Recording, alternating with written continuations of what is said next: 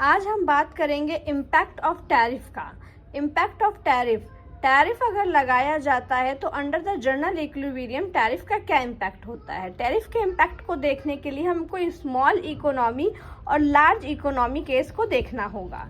Small economy वो economy होती है जो अगर टैरिफ इम्पोज करती है तो वो उस कमोडिटी के वर्ल्ड प्राइस को इम्पैक्ट नहीं कर सकती है, जबकि लार्ज इकोनॉमी ऐसी इकोनॉमी होती है जो अगर टैरिफ इम्पोज करती है तो उससे उस कमोडिटी के प्राइस इंक्रीज होते हैं, डोमेस्टिक डिमांड कम होती है, डोमेस्टिक डिमांड कम होने से प्राइस डिक्रीज होते हैं और प्राइस लाइन और टर्म्स ऑफ ट्रेड पे प्रभाव पड़ता है। ठीक है, अब इनके दोनों स्मॉल इकोनॉमी और लार्ज इकोनॉमी के केस में हम टैरिफ का इम्पैक्ट देख लेते हैं। अगर प्रोडक्शन इफेक्ट का बात करें तो दोनों में ही पॉजिटिव होता है, यानी कि प्रोटेक्टिव इफेक्ट या प्रोडक्शन इफेक्ट के अंदर हमारी जो इकोनॉमी है, जो डोमेस्टिक इकोनॉमी है, वहाँ जो इम्पोर्ट वाली कमोडिटी है उसकी जो प्रोडक्शन है वो इंक्रीज हो जाता है। अगर कंजम्पशन इफेक्ट की बात करें तो वो स्मॉल इकोनॉमी के केस में निगेटिव, जबकि लार्ज इकोनॉमी के केस में पॉजिटिव होता है। वेलफेयर इफेक्ट जो है